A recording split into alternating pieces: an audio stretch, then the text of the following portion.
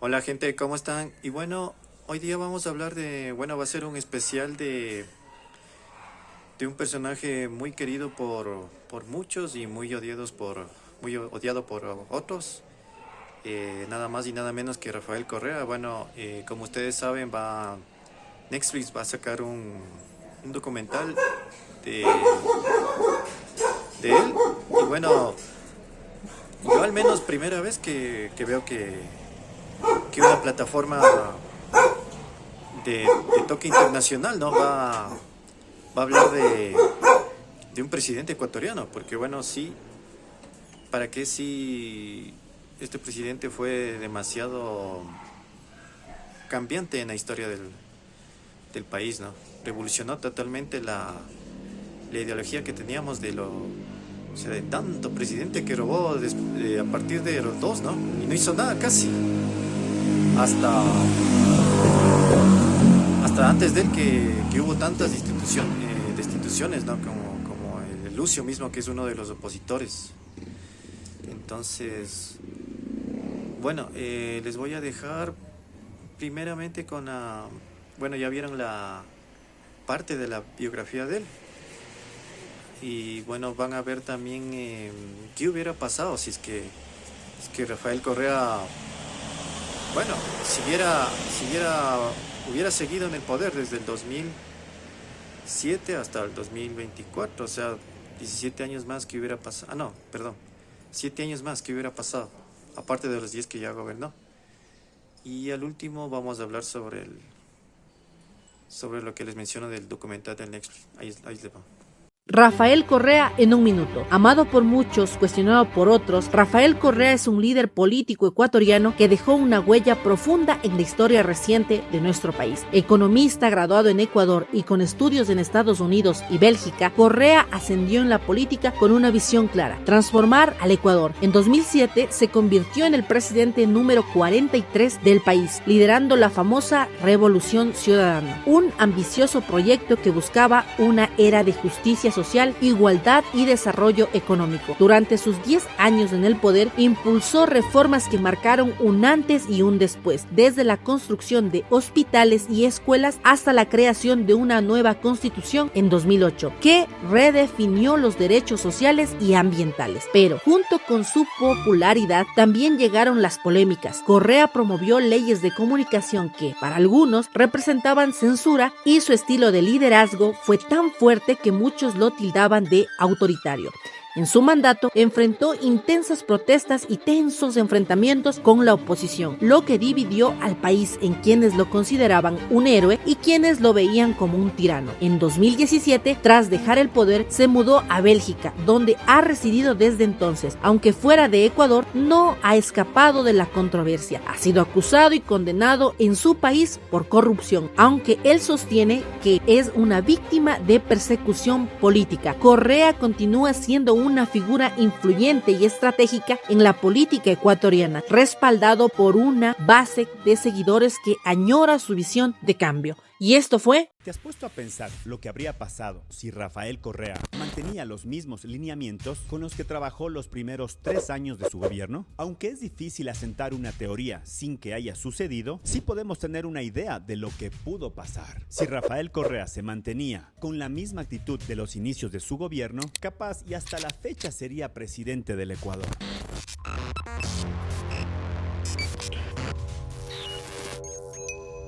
Si se mantenía dentro de esos parámetros que los ecuatorianos pudimos ver en los primeros 3 años de su gobierno, Ecuador hoy sería la Suiza de Latinoamérica. Seríamos un ejemplo de país y no tendríamos todos los problemas que hoy tenemos.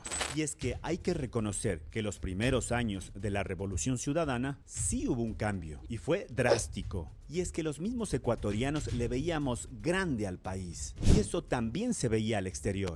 Si Rafael Correa se mantenía en la misma línea de los primeros 3 años de su gobierno, tal vez hoy Ecuador estaría en el primer mundo y no refundido en una laguna de corrupción como ahora. Tal vez los ecuatorianos seríamos la envidia de Latinoamérica si tan solo el país se abría al comercio mundial, si no se habrían puesto reglas absurdas, si tan solo se blindaban las fronteras y no se las abría de par en par. Hoy la la cosa sería totalmente distinta. Pero eso no sucedió y como al pasado no se lo puede cambiar, a nosotros solo nos resta suponer lo que habría pasado.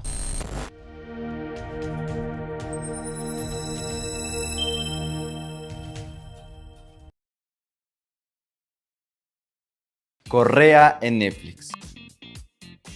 Para principios de 2025, cuando en Ecuador se vivirá un ambiente electoral debido a las elecciones generales, concluirá el rodaje de Influjo Psíquico, un documental que toma el caso de Rafael Correa como ejemplo para ilustrar el fenómeno del lawfare, la táctica bélica que utiliza la ley como arma. El trabajo destaca la intervención de Diana Salazar, quien acusó de influjo psíquico al expresidente Correa, y solo bajo este cargo fue sentenciado en el caso Sobornos. También se aborda cómo Lenín Moreno, después de haber sido militante de la Revolución Ciudadana, le dio la espalda a su sucesor. La narración incluye expertos que analizan la sentencia, el lawfare, su manipulación y el papel de los medios, gobiernos y líderes en la propagación del consentimiento. ¿Y tú?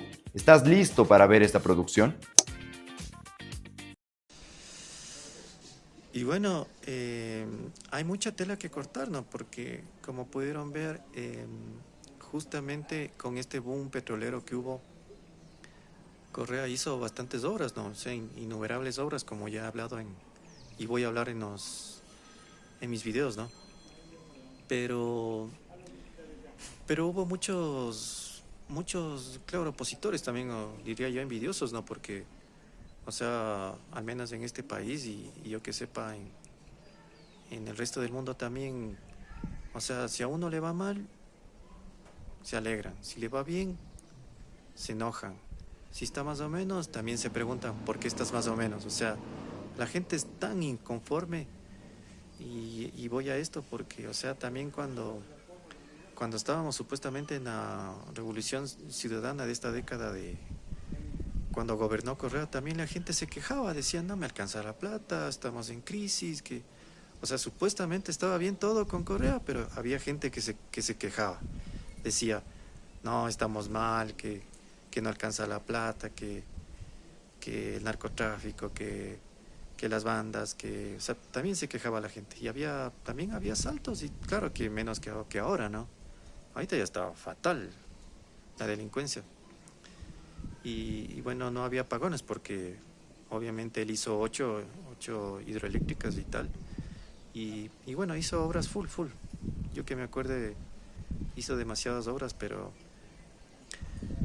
bueno, después, como ustedes saben, y por ahí dicen bastantes situaciones que él ya se cansó de gobernar en estos 10 años y se fue a descansar a Bélgica, pero, o sea, me disculpan, pero qué vago, porque yo digo así porque al menos ahorita la jubilación han puesto hasta los 70 años. Y mi mamá que ya se jubiló sigue trabajando con 70 años.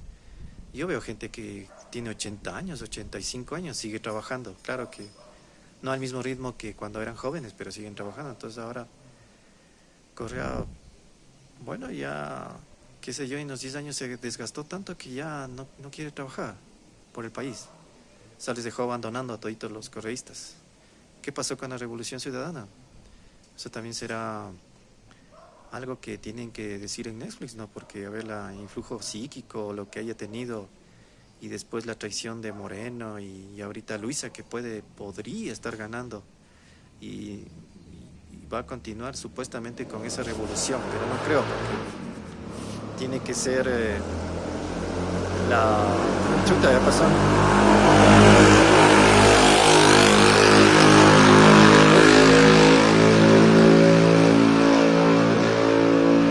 Tiene que ser un correísta, porque qué bestia, qué ruido.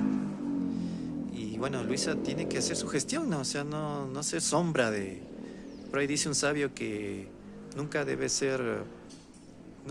siempre tienes que tener o sea, lo tuyo, o sea, tus proyectos, tus cosas, tus estudios, todo lo tuyo, porque si no, siempre vas a ser la sombra del otro. Eso le digo a Luisa. Si ella supuestamente va a seguir o piensa seguirle a Correa, solo hace la sombra de él. Tiene que ser la gestión de ella, Luisa González, ella tiene que ser, o el que vaya a asumir la presidencia. porque si asume nuevamente Daniel Noboa, chao Ecuador. Entonces, bueno, vamos a estar pendientes de esta producción de Netflix y no sé qué tan buena esté, pero bueno, o sea, para que le nombren a un presidente, expresidente del Ecuador ahí en esa plataforma, quiere decir que sí es bien querido a nivel internacional. Y sí me acuerdo que una vez que visitó Chile, puta, se lanzaban a abrazarle los chilenos, qué bestia. Y sí, también cuando hablaba con gente por el chat, así cuando jugaba en OPQA, es una multijugador español, que entraba gente española y de habla hispana, o sea, latinoamericanos. Ahí me decían, tienes un buen presidente, y así, o sea, le conocían a nivel internacional a Correa. O sea, no solo aquí. Eso sería todo conmigo y bueno, ya estamos hablando en los comentarios, cualquier duda, cualquier consejo. Ahí hablamos y veamos qué pasa con Correa.